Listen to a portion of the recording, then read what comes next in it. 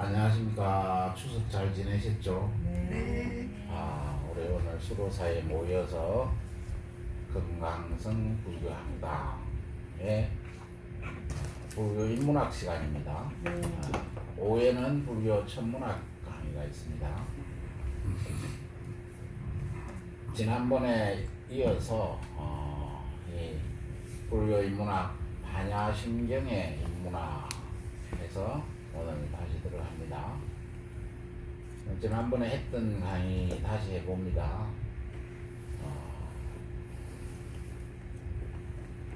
천지인이 있어요. 천지인. 천지인을 우리가 뭐라고 그러죠? 천지인을 원래 이거를 삼원이라고도 하고 삼재라고도 하고, 우리는 여기다가 문자를 붙여서 삼문을 분류합니다.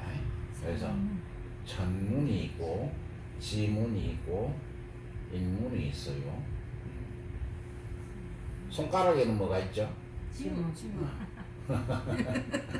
손가락에 지문이 있는 것처럼, 손가락에 지문이 있는 것처럼 손가락 끝에 있는 이 지문은 뭐죠? 이거 원래 이 문자 무늬문자를 써요. 무늬문자. 실사자를 써서 무늬문자. 손가락 끝에 지문이나 손바닥에는 손금이 있잖아요.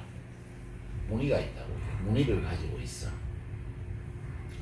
하늘에 있는 무늬를 천문이라 그러고, 땅에 있는 무늬를 지문이라 그러고, 사람한테 있는 무늬를 인문이라 그래요. 이 천문은 뭐죠? 이게 점성학이잖아요. 점성학. 천문은 뭐 별자리나 행성의 움직임을 말해요. 행성. 지문은 다른 말로는 지리라 그래. 지리. 전문 지리. 같은 말이에요. 지문. 지리라는 말을 써지 지문이라는 말은 안 쓰는데, 우리가 이제 이 산문을 이렇게 할 때, 논의할 때는 여기다가 지리를 지문이라고 불러도 상관없어요. 그리고 요 지문은 그러니까 하늘의 무늬는 뭐예요? 원래 문자인데 이게 문자, 무늬문자로 써도 돼요. 근데 이제 요 세사자를 생략하고 그럴 문자를 쓰는 거예요. 하늘의 무늬가 있고, 지문 지리는 풍수라고 그랬죠, 그죠? 풍수. 뭐 수맥 보는 이런 것도 포함되겠죠. 인문은 뭐냐면은 사람에 속하는 무늬는 뭐냐면 이게 언어예요. 언어. 문자. 언어 문자에서 여기서 이제 문자 기록, 문자는 기록을 말하죠. 이 기록을 통해서 뭐냐면은 학문이 점점 분화를 해요. 이 분화하는 학문이 제일 처음 나오는 게 역사예요. 역사. 문자 기록이 다 역사를 만들죠. 그럼 역사에서 파생된 게 철학이고, 그래서 이 역사와 철학이 가장 오래된 학문이에요. 그럼 역사 철학에서 분화되는 학문들 있잖아요. 어떤 게 있어요? 인간들의 사회학이나 심리학이나 뭐 인류학이나 이런 게 있죠. 이런 모든 것들을 인문학이라고 해요. 인문학이라고 해요. 근데 이제 우리가 천부경에서도 보면은 인중천지일이라는 말이 있어요. 인중천지일. 사람 속에 천지가 하나가 되어 들어와 있다 이 말이에요. 그러면 인중천지일의 입장에서 보면은 인중천지일, 그러니까 이제 천부경에서 천일 지일이라는 말이 있죠. 천지. 천일, 지일, 인일이 있어요.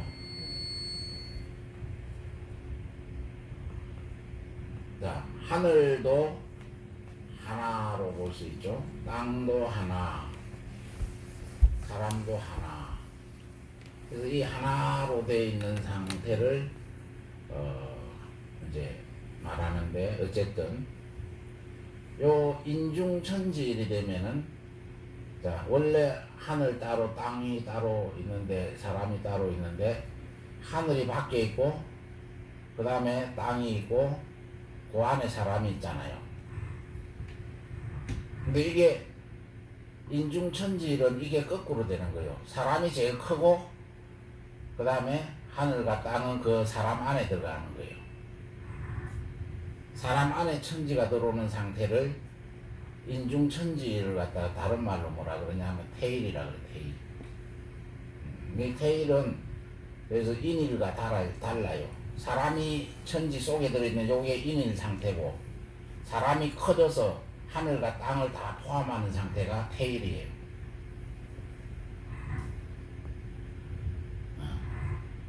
요거는 뭐예요? 우리 중생들이고, 요거는 뭐예요? 부처 상태지. 부처는 천지보다 커요. 우리는 천지 안에 있고 부처는 천지를 품고 있어요. 자, 어쨌든 이 이야기는 뭐냐면은 요 인문학의 개념, 불교 인문학의 개념, 그 다음에 이제 인문학의 개념은 요렇게 뭐 요 모든 것들을 말하는데, 그래서 인중천지일이 되기 태일이 있기 때문에 인문학 속에 이 천문지리가 다 들어올 수도 있어요, 밑으로. 그래서 실제로 학문 분류 체계에서 천문학이나 지리학은 인문학에 속해요. 그러니까 범위가, 인문학의 범위가 요거를 다 포괄할 수도 있다, 이 얘기를 하는 거예요. 인문학 속에 포함되지만 우리가 공부하는 데서는 요거는 빼고 요 밑에 것만 한다 이 말이에요. 요 밑에 것만 다룬다. 불교 인문학에서는 위에 것은 안 쳐다본다 이 말이에요. 그래서 우리가 하는 불교 인문학은 그러면 어떤 거냐? 요 인문학은 언어 문자에서 출발하잖아요. 그러니까 불교 인문학의, 여기다 불교를 붙이면은 불교 인문학에서 언어 문자는 뭐죠? 이거는 부처님 말씀이에요. 부처님 말씀. 그죠? 이 부처님 말씀을 다른 말로 뭐라 그래요?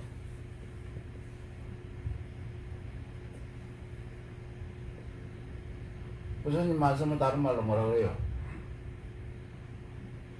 법이라 그래. 법. 다르마. 인도 말로 다르마. 다르마가 부처님 말씀이에요.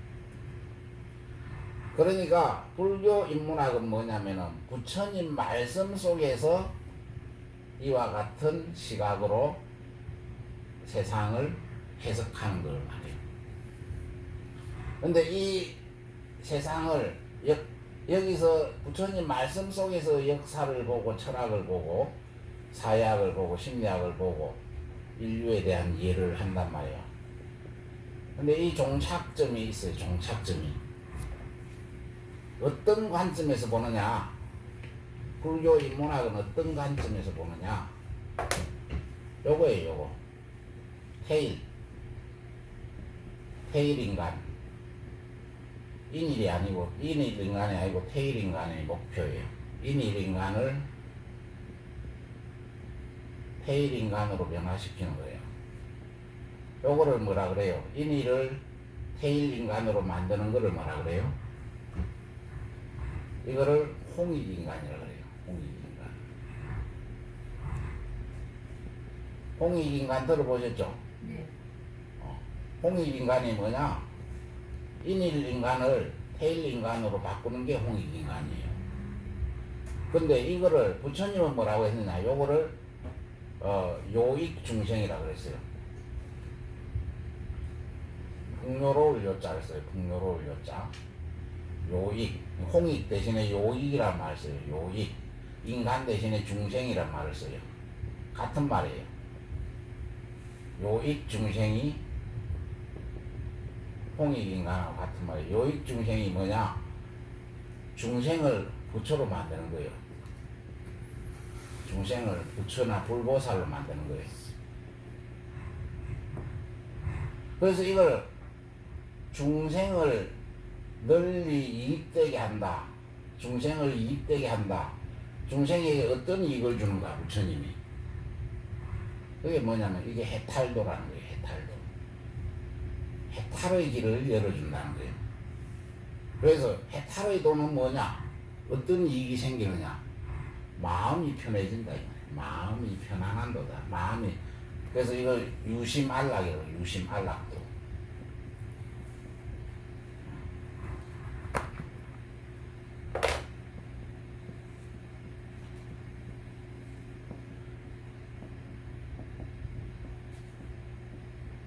마음이 편안해지는 게 중생을 이익되게 하는 거고, 이게 해탈의 길이에요. 그래서 오늘 주제는 반야신경의 인문학이기 때문에 반야신경에서는 이 해탈도를 어떻게 설명하고 있는가, 반야신경에서는 해탈의 도를 어떻게 말하고 있는가, 그 반야신경의 말씀 속에서 해탈도를 우리가 이해할 수 있도록 한번 살펴봅시다. 그 살펴보는 게 인문이에요. 인문. 문. 이 문은 다른 말로 인문이에요. 문. 자꾸 질문을 하는 거예요. 그 속에서 질문을 파는 거예요. 인문에서 인문으로.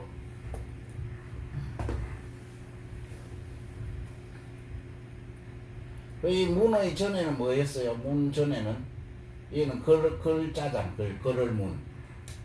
문에는 법이잖아. 법. 이 문 전에는 뭐냐? 불교에서는 문 전에는 들을 문자였어요. 들을 문자. 여기에 시라바카. 법문을 들었단 말이에요. 그 들은 거를 기록을 했단 말이에요. 그 다음에 그러니까 말씀을 들을 때 하고 기록된 문자를 볼 때하고 달라요. 그죠? 이 법문을 들을 때는 뭐가 있어요? 들을 때는 이 살아있는 거예요. 살아있는 거. 생동감이 있어요. 생동감. 그게 문자로 기록되면 뭐예요? 이 생동감이 사라져요. 이거 감격이 생겨요. 감격. 뭐예요? 이거는 부처님한테 직접 들었잖아. 들을 때는. 그래서 불경은 전부 이와 같이 나는 들었다고. 이 들을 때는 생동감이 있고 현장감이 있어. 그래서 이거는 뭐야? 동시성이 있어. 아니 들을 때는 부처님하고 함께 그 자리에 있어. 근데 이게 글로 나타날 때는 뭐예요? 시간적으로, 역사적으로 간격이 생겨. 간격이. 공간적으로 간격이 생겨. 우리는 부처님하고 함께 있지 않아요. 그러니까 여기서 뭐예요? 이 글은 뭐예요? 시간적, 공간적, 역사적 간격이 생기니까 이 간격을 메꾸기 위해서 뭐가 필요해요? 해석이 필요해요. 해석학. 이 해석이 필요하단 말이에요. 요 들을 문자로 법문을 들었다가 그게 글을 문자로 법문이 됐을 때 우리가 그거를 다시 해석할 때 이 문이 생기는 거예요. 질문이 생기는 거예요. 물을 문자, 질문이 생기는 거예요. 그래서 이 간격을 메꾸기 위해서 해석을 하면서 질문을 하는 이게 뭐예요? 요게 우리가 말하는 불교 인문학이다. 이 해석하는 거 아주 과정. 질문과 해석이 필요해요. 일찍이 불교는 이 들을 문자에서 생겼지만은 글을 문자로 바뀌고 나서 우리가 물을 문자로 법문을 해석을 할 때, 원래 법을 들었다가 법문에서 들을 문자 법문에서 글을 문자 법문으로 바뀌었다가 이거를 물을 문자가 생겨 의문이 생기잖아요. 글을 보니까 현장감이 없으니까 생동감이 없으니까 동시성이 없어졌으니까 이 물음이 생길 때 이게 뭐예요? 이게 화두라.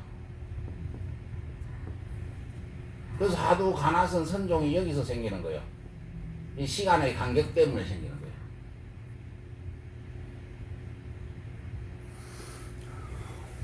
그죠?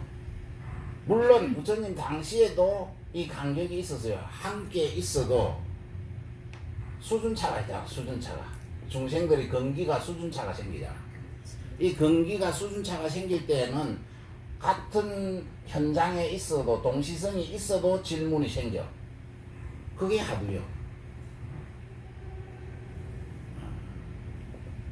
네, 그래서 이게 이거 이렇게 해석하가 질문, 하두와 해석의 이 체계를 동원하는 게 불교 인문학이다 이 말이에요. 이해가 되죠? 지금 시간이 얼마나 되었어요? 15분이요. 아, 그러면 충분히 하겠네 하는데. 자, 그래가지고 이제 저는 두 가지를 못해요. 뭘요? 이렇게 들을 때는 이랬는데 이렇게 하면서 쓰면은 듣는 게 아니고 쓰는 게 집중이고. 안 써도 돼요. 듣기만 하면 돼요. 그래 지금 듣기만 하려고 해요. 듣기만 하는 듣는 게. 거에 빠져들어요. 쓰면은 이게 안 들려요. 이게 내가 얘기했잖아요. 법문이 중에도 처음에는 들을 문자라고. 네네. 불교는 들을 문자에서 출발해요. 법문. 그래서 시라바카라 그래 법문을 들어서 그래. 그때는 문자도 없었어요. 부처님 당시에는. 문자가 있었는지 없었는지 모르겠지만 기록이 남아 있으니까 500년, 600년 뒤에 기록이 됐단 말이에요. 그러니까 이 듣기만 하고 부처님 당시에는 이 듣기만 하고 해탈을 해서 그거 제자들이 도를 해탈을 하고 깨침을 얻었어요. 듣기만 하고. 그러니까 듣기만 하고 해탈. 부처님은 처음에는 선정을 가르치지 않았어요. 최상승 근기에게 부처님이 보리수 나무 밑에서 득도를 하고 성불 하신 이후에 녹야원으로 가잖아요. 녹야원. 물론 여기서 천신들을 먼저 제도하지만은 천신제도 49일간 천신들을 먼저 제도하고 녹야원으로 갔을 때 그 당시에 인도에서 가장 수준이 높은 최상승 근기들에게 최상승 근기 뭐냐? 이 사람은 부처님의 법을 이해할 만한 사람, 최상승 근기들에게는 법문만 했어요. 법문만 4개월 동안 해가지고 그 5비구를 5비구는 법문만 듣고 해탈했어요. 아라한이 됐어요. 부처님의 법은 원래 성문법이에요. 듣고 깨닫는 거예요. 그런데 다음 근기가 낮은 사람들에게는 듣고 깨닫지 못하니까 나무 밑에 가서 앉아서 참선 좀 해봐라 이러는 거예요. 참선하는 사람들이 자기가 최상승 근기라고 주장하는데 참선을 해야 최상승 근기라고 그러는데 듣고 바로 깨닫는 게 최상승 근기예요. 못 깨달으면 참선해야 되는 거예요. 우리는 참선을 많이 해야 되겠죠. 최상승 근기라고 자만하지 말고. 어쨌든 그러니까 이 문자만 가지고 불교 역사가 다 해결이 되는 거예요. 산문에. 그래서 여기서 천문, 지문, 인문도 있고 법문, 산문이 있잖아요. 여기는 한자가 달라요. 그죠? 법문에서 들을 문자, 법문에서 출발해가지고 이게 문자 되면은 법문이 된단 말이에요. 그 다음에 여기서 이제 질문이 생겨요. 해석을 하면서. 간격이 생겨요. 이 현장감이, 동시성이 사라졌으니까 여기 동시성이고, 이 동시성이 깨졌으니까 여기서 해석이 필요하잖아요. 그 해석이 필요할 때 법문이 되면 질문이 생기는 거예요. 요게 이제 불교 인문학이에요. 불교 인문학은 이 산문 체계를 해석하는 거예요. 법문에서 법문으로 다시 법문으로. 자, 이제 간단하게 우리 반야신경, 오늘은 주제가 반야신경의 인문학이니까 반야신경에는 오온이 있어. 오온. 색수상행식. 그 다음에 우파니샤드에는 오장설이 있다 그랬죠. 오온설과 대비되는, 불교의 오온설과 대비되는 우파니샤드의 오장설이 이게 먼저 있었어요. 이 오장설은 뭐냐면은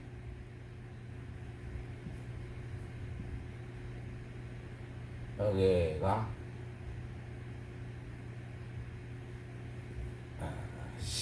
식미 안나 마야 포샤라 그러는데 음식으로 음식의 맛을 안나라 그래요.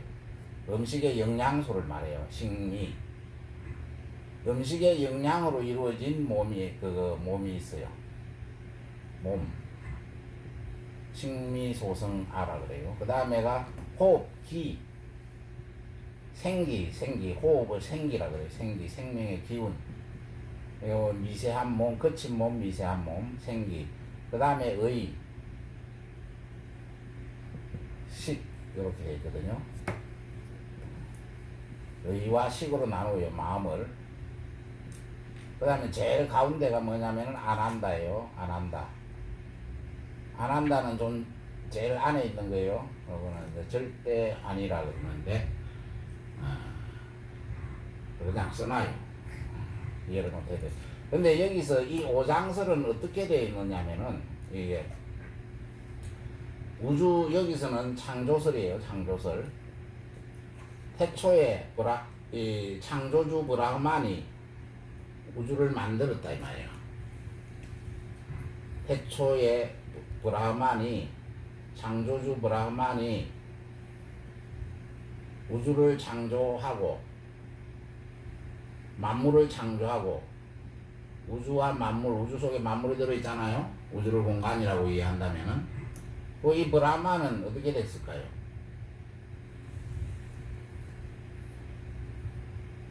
이거는 창조주고, 이 피조물이 있어요.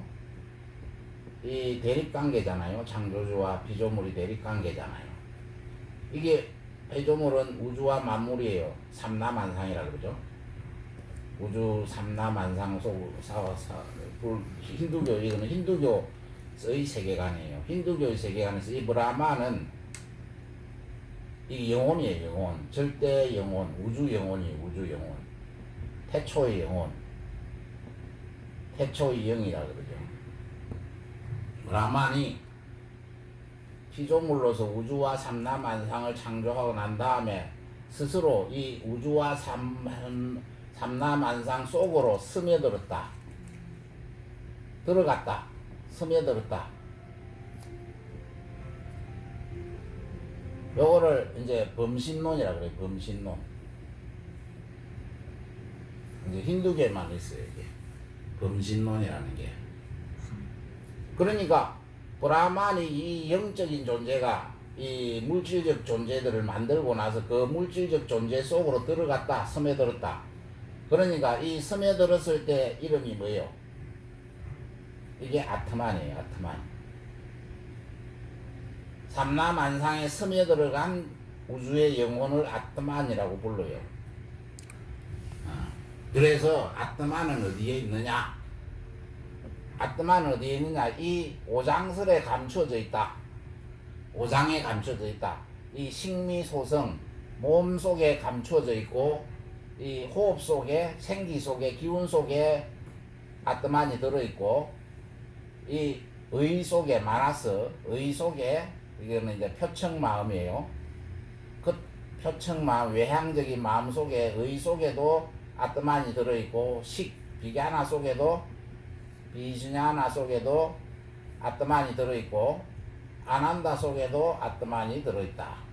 이 5개 속에 숨어있다. 이게 5개의 층 속에 아트만이 숨어있다. 스며들었다 이 말이에요. 그러니까 요거는 유아설이 되죠. 유아설. 유아설, 이설유자. 자, 아트만이 있다. 이 힌두교에. 이 힌두교의 오장설이에요. 아트만을 찾는 거예요. 그래서 이 아트만에 대항하는 것이 오온설이에요, 불교에. 요거하고 비교를 해야 오온설의 이들로. 오온설에서는 뭐냐면은 색, 수, 상, 행식으로 일단 나누어요. 여기서는 식미, 생기, 의, 식, 안한다로 나눴는데 요하고 같은 구조로 보면 돼요. 가상적인, 상징적인 그림이니까 요렇게 일단 했을 때 요게 3개예요, 그죠? 수상 행식으로 이렇게 그려볼 수 있겠죠? 도표로 그려보면은 이 먼저 그러니까 오온설에서는 이 아트만을 색을 갖다가 쪼개보는 거예요. 이 석공이라고 그래요. 석공이라는 거 쪼개다 이거 분석한다는 석이거든. 석. 분석한다, 쪼갠다, 쪼갤 석자요. 공이 될 때까지 쪼갠다 이 말이에요. 석공, 석공간. 석공간을 해보니까 색을 이게 극한 무한대로 쪼개니까 그 안에 아트만이 없더라 이거예요. 그 뭐가 남아요? 공이 남더라 이 말이에요. 공만 남더라. 이게 반야신경의 처음이에요. 처음 시도하는 게 이게 그러니까 이 힌두교의 오장설 인간관에 대한 반론을 제기하는 거예요. 이 오장설과 대비를 해서 이해해야 반야신경을 제대로 이해할 수 있어요. 구조는 약간 다르지만은 어쨌든 구조는 거의 비슷하죠. 색을 쪼개고 하니까 공이더라. 여기는 아트만이 있다고 했는데 없더라 이 말이에요.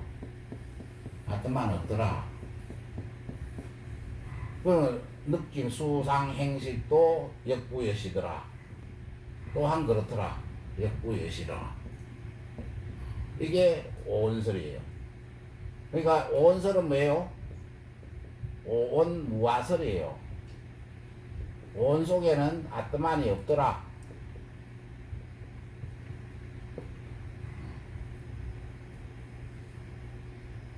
아트만을 찾았는데 쪼개보니까 없더라. 그래서 오온무아설이에요. 자, 그래서 오온무아가 되니까 뭐냐? 공이더라, 공. 그러면 공, 이거는 있는 거예요, 없는 거예요? 공이 없으면 우리는 어디에 앉아 있어요? 지금 우리 앉아 있는 데는 어디요? 허공. 그 허공이 공이잖아. 그럼 허공을 잡을 수 있어요? 없어요. 볼 수 있어요? 없어요. 그럼 허공은 있는 거예요, 없는 거예요? 없는 거. 있다고 없다고 했다고. 그게 뭐예요? 정답은 비유비무라. 있는 것도 아니고 없는 것도 아니다 이 말이에요. 있는 것도 아니고 없는 것도 비유비무다 이 말이에요. 중도로 가요. 불교는 정확하게 공으로 가는 게 아니고 중도로 가요.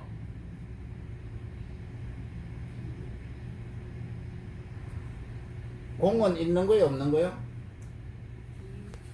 그래, 있는 것도 아니고 없는 것도 아니고. 있다고 해도 틀리고 없다고 해도 틀려요. 잡을 수가 없고 볼 수가 없으니까 없는 거지만 이 공이 없으면 내가 어디에 앉아 있어요? 없다고도 할 수 없죠.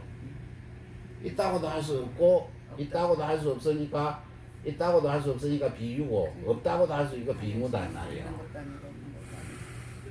그러니까 이 무화도 정확하게 해석을 하면 요리 가야 돼요. 그러니까 여기서 유화를 말했으니까 무화를 말한 거지. 아무것도 없는 게 아니에요. 공도 아무것도 없는 게 아니에요. 있다고도 할 수 없고 없다고도 할 수 없다로 가야 올바른 불교의 입문하게 돼요. 그동안 우리는 그냥 없다 또는 공이다 여기에 집착하던 거아니에요. 중도로 돌아갈 때 완전한 불교 법문이 돼요. 비유비무다 이쪽으로 가야 돼요. 근데 무조건 비유비무다고 외우면 되는 게 아니고 이치를 이해를 해야 돼요. 그래서 이제 불교 인문학의 첫 출발을 반야신경의 인문학으로 테마를 잡아가지고 오늘은 오온무아설이 왜 공을 주장하는가, 공의 의미는 무엇인가, 이거를 이제 석공간을 중심으로 살펴봤는데 이게 다 끝난 게 아니에요. 이거는 이제 출발이에요, 출발. 여기서 모든 논의가 여기서 출발되고 모든 의문이 질문이 여기서 시작되는 거예요. 끝났다고 생각하면 안 돼요. 공이라고 해서 다 끝났는가? 아니에요. 공이라고 들었기만 해서 끝난 게 아니라 질문이 생겼잖아요. 그죠? 부처님이 앉아 계시면은 듣기만 하고 해탈할 사람이 있을 수도 있어요. 예, 부처님이 안 계시기 때문에 이 해석하기 필요해요. 자, 오늘 여기까지만 하겠습니다.